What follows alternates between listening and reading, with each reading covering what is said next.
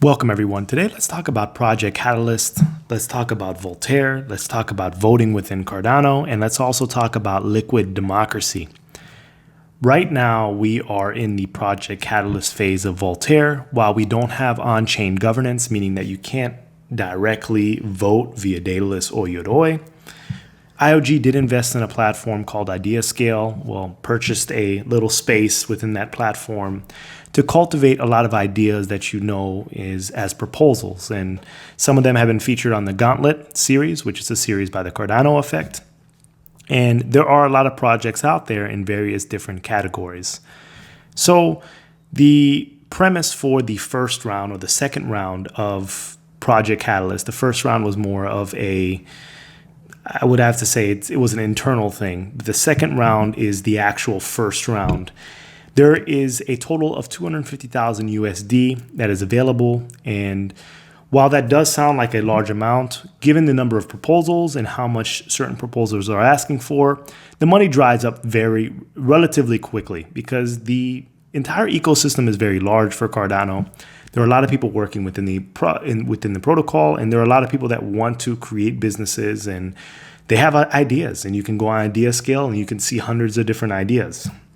However, I know that there has been some roadblocks because of the fact that the funding is very small and things are not expedited. For example, we probably should be already on Fund 3, rolling over Fund 2, and things just seem to get continuously delayed. And the actual projects that have been asking for funding have dramatically reduced the funding requests that they've been putting forward or just removed their project.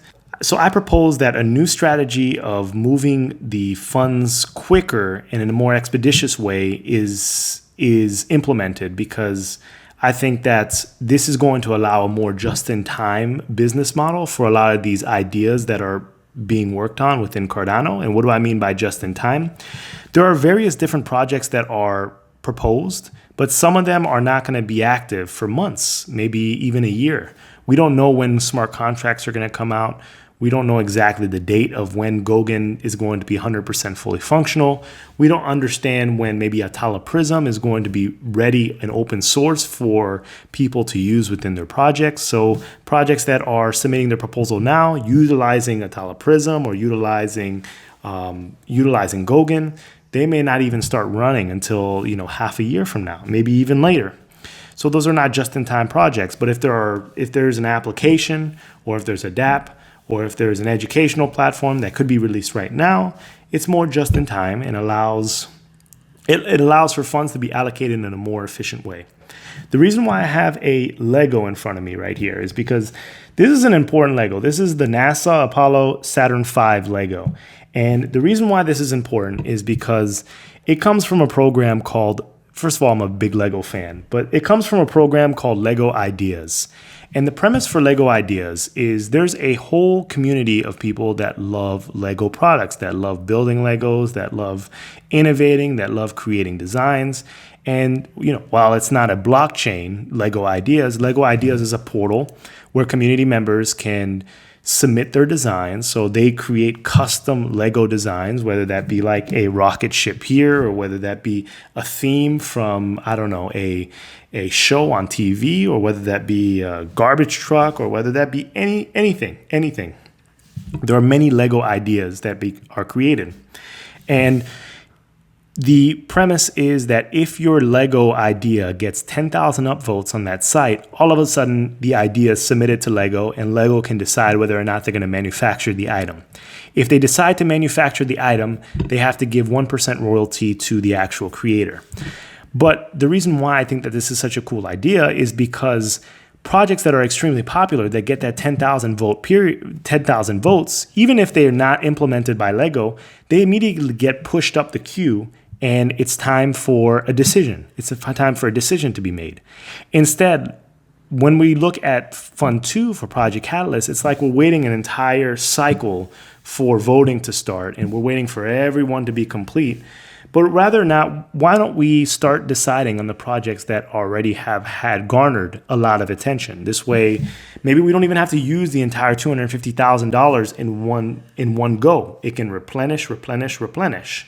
So as the pot gets larger and larger and the amount that can be distributed becomes larger and larger, it would be nice to see if there were rolling pots, rolling funding proposals that could just roll right on top of each other. So in essence, the treasury or the pot for community-based projects never depletes, because it's only projects that make it out of that sort of gauntlet of votes before they actually voted on. So I thought that would be very interesting.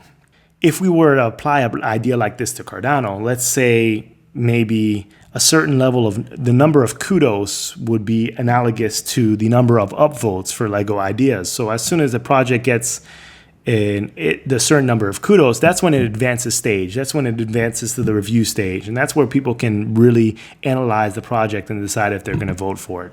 And then it can have a voting day. It can have a voting day, that particular proposal, or maybe a group of proposals that went in together, and people can decide then. This way, these projects can get up and running as soon as possible. Time is of the essence. Time is of the essence. Robert Michaels once coined the term the iron law of oligarchy. And I'm going to be talking about the rating system within the Cardano idea scale. First of all, I think that the Cardano idea scale is extremely disorganized. You cannot sort by the number of kudos. You cannot sort by category. It's very difficult to sort projects. So you don't exactly know how many projects are out there. They're randomly popping up, and I have an issue with that. But I also saw recently that they started assigning stars to these particular projects, and it is done by community members who were elected, or not elected, but chose to apply to become judges of these particular projects. And this is getting into the territory of representative democracy. However, there was no representation. I have an issue with that because, first of all, I plan to start rating projects publicly on my own channel. But it's independent of idea scale, it's independent of Cardano, it's independent of these particular projects. So it's more like my opinion. What's going on right now in idea scale is there are certain ratings that are being given to certain projects based on the judges that are judging that particular project. And there may be certain biases that exist. There was this huge bias at the beginning of Fund 2 against podcasts. There's biases against particular individuals. There's biases against particular categories. And that could be either in a good way or a bad way. And you're not going to eliminate all bias. You're never going to do that. But you want to try to curtail that in the best way possible. And part of having a representative democracy is making sure that every single person feels like they're just as involved in the process as possible. This is not a decentralized voting system at this point in the game. I mean, this is not on-chain governance. This is kind of a tertiary platform. But what I'm looking at right now is the beginning of like this oligarchy, this small class that's going to judge this, that's going to judge that, that's going to judge this. And I have no problem with those particular entities being independent, but once they're deemed as the standard, that's when the issue is. That's where the issue is. So, like for example, we do the Gauntlet series on the Cardano effect, and we give our opinions of what's going on, and we ask questions, but at no way are we endorsing or dismissing certain projects based on criteria passed on to us by some third-party organization. We do that basically on our own. We put our face out there, we put our name out there, and then we say, this is why, this is why, this is why. I don't see in that rating system who said this, who said that, who said this. It's more like an invisible hand that's controlling everything. So moving forward, iron law of oligarchy, I want to make sure, I think that it's pertinent to Cardano to make sure that people understand that things need to be transparent. Rating systems need to be transparent. This whole process needs to be a little bit more transparent. And maybe it's just because we're not completely decentralized yet as far as voting. Maybe it's because it's not on-chain governance. But the process needs to become quicker. It needs to become more efficient. And it also needs to be more accountable. So all the biases need to be removed, and people need to decide. And I think this whole system of mixing up individual voting with a more of an expeditious process of submitting proposals and getting funding is the way to go. Let me know what your thoughts and your concerns are. Do you feel like this is an example of the iron law of oligarchy? Do you feel like there's this small class that exists beyond the realms of Cardano, which is passing judgment on these projects? Do you think that rating systems is fair? Let me know what you think. And, you know, maybe I'm looking, maybe it's self-interest because the Cardano Effect plans to resubmit a proposal in later funds. So I'm seeing exactly which way we're going to go. And there are people that support it, and there are people that are vehemently against it. And I understand that, and I have no issues with that. There are people that like you, and there are people that dislike you. And that's not an issue. But when there are certain biases that exist, there's no explanation for those biases, whether that be an invisible hand that's rating these particular projects, then that's where we have an issue. And that's where we don't differ from the traditional system, because we live right now in the iron law of oligarchy, because there is a small ruling class that is just constantly pulling and pushing and pulling and pushing, and there's an illusion of democracy even though it doesn't really exist. So are we moving towards that? I hope not. I hope we can do something a little bit more innovative. This is third generation. Let's think outside the box. Let's do it a little bit different. And yeah, all right, until the next video. All right, later, everyone.